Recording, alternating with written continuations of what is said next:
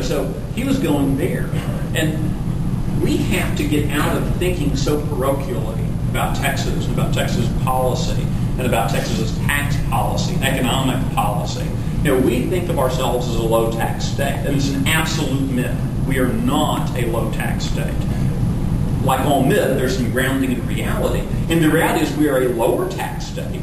That's true. We are lower than Michigan, which is losing 1,000 jobs a day, evaporating over the past 18 months, 1,000 jobs a day.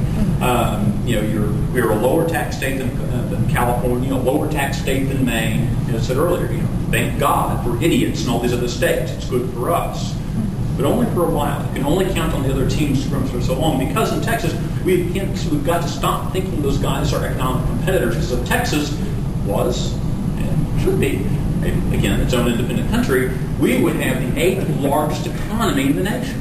On the world. Texas alone is larger than all the economies of Europe, save Ireland and occasionally France, which is disgusting about because they produce all that dang wine. That Texas is not the competitor to Ireland. That stupid little square state. That's not our competitor. They're an annoyance. They're a mosquito. Our competitors for jobs and for economic development is Ireland, and it's India, and it's Colombia now, apparently, and it's Venezuela, and it's South Africa, and it's all these Stan places that used to be, Soviet satellites that are now these free market havens where they have, flat taxes, and they don't tax you for starting a business, and on and on and on. They're doing things, they're incredibly creative, and we're going the wrong way. We're imposing new taxes on business. Just mind-numbing that the Republicans who did it. But Republicans did it because you and I spent far too much blasted time going to our legislators saying, my property taxes are so high, please cut them.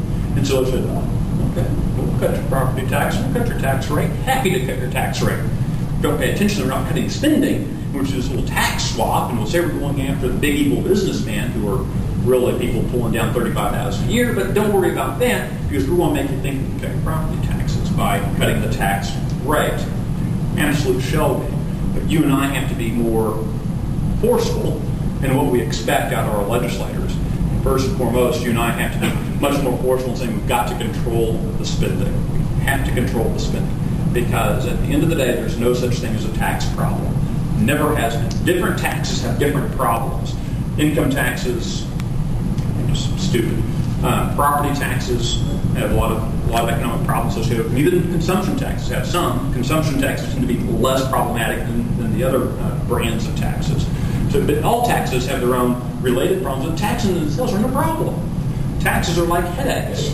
If you have a headache, it's either because of stress or it's because of dehydration, which is actually the leading cause of headaches. Dehydration, you take a glass of water, your headache goes away.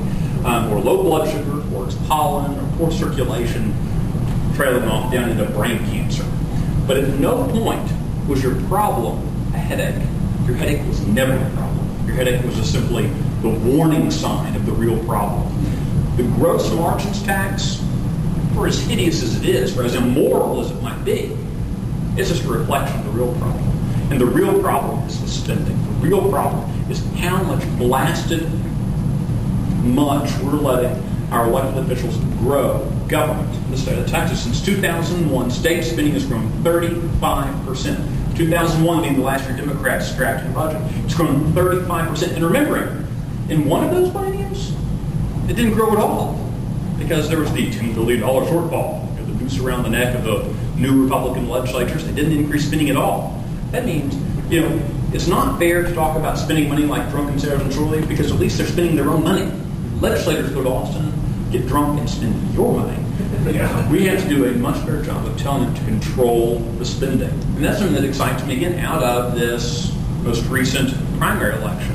On ballot question number 3, asked all of us Republican voters who would vote the Republican primary, if you didn't, but asked, should all government taxes, all levels of government, be limited in their spending to population and inflation? Limit the growth of spending to population and inflation. 92% of Republican primary voters said yes. More people voted for that ballot question that voted for their U.S. Senator, that voted for their member of Congress, then voted for their legislator, then voted for their Justice of the Peace, or voted for their precinct chair. More people, more Republicans went, beep, and voted yes on that. 92%. If you're a Republican office holder, or you have designs of maybe someday being one, and you aren't working actively to implement question number 3 at all levels of government, you might be many things, but you're not a Republican according to 92% of the electorate. So our legislators have got to look carefully, our Republican legislators have to look very carefully at those results and say, wow, that's what 92% of my voters want. To know, by the way, it matches with the long-standing policies set forth in our platform, talked about by Goldwater, pushed by Reagan. You can just go down the line. Our issues are popular. Getting rid of the gross margins tax is going to be very popular with all these business people who in about, 18 days, you're going to write a very huge check. But getting rid of the gross margins tax, while important and useful, can be accomplished very easily, by the way.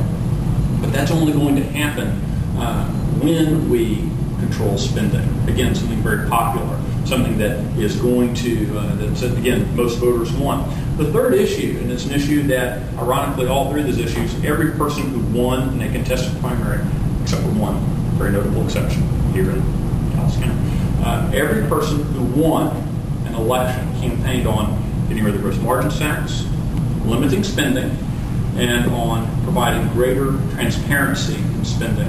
We did it at the state level this last legislative session, House Bill 3430, that mandated that every state expenditure, every grant, every contract be posted in real time. You can find out the governor spent $253 on donuts back in November. I mean, you go down to that kind of detail. Well, we need to apply that this next session to school districts, to cities, and to counties. 2/3 of your tax burden in Texas originates locally. If you're being asked to pay the bill, you should at least get to see the receipt. Something that people campaigned on, something that they got elected on, and more importantly, that issue in particular has the ability to be our non-smoking section on international flights. Because I maintain that when folks are able to take a look at how the dollars are going to be spent, they're going to start demanding 2 things. They're going to start demanding greater control on spending, i.e. spending limits. They're going to start asking real important questions about what in the world are you doing with my money? And we win. When people are able to see how their dollars are being misspent and mishandled and wasted, they become one of us. They become one of us. We have to make sure the tools exist. And this is something that the left can't fight against. This is something the left cannot argue against. They tried with House Bill 3430 privately in the back rooms. Our lieutenant governor said it wouldn't get a hearing. Somehow it did. Somehow it passed unanimously, both the House and the Senate, because no one wanted to step out and publicly oppose the idea of letting citizens see how their dollars are being spent. When we are able to take those kind of issues and apply them, we win. We win at every level. That's why Texas Municipal League and the Texas Association of School Administrators